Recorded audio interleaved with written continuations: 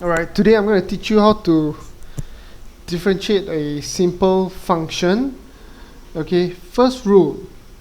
Now if you try to differentiate a constant, say c, your value would be 0. Whenever you differentiate a constant, you always get 0. Second principle, if you decide to differentiate x, alright, what you get is 1.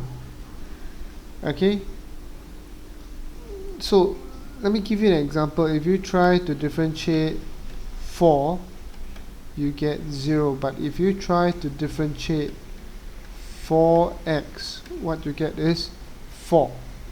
Okay, this is an example of the second principle, this is an example of the first principle. Okay, now the third principle. Okay,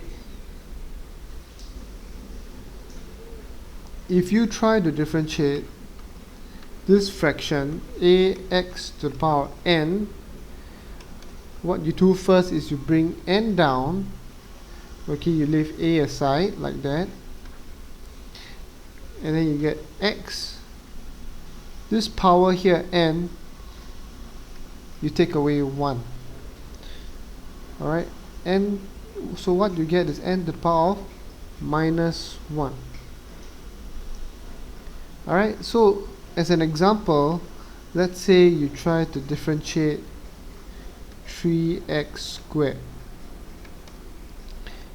3, you reproduce 3, you bring 2 down, x, okay, 2 minus 1 will give you 1, so what you get is 6x. Another example would be if you differentiate 5x cubed. Okay, 5, you just leave it aside, you bring 3 down, x to the power of 3 minus 1. Okay, you get 15x squared. There you go. Do stay tuned to my later lessons. I'll teach you how to differentiate complicated functions and also how to differentiate trigonometric functions. So stay tuned.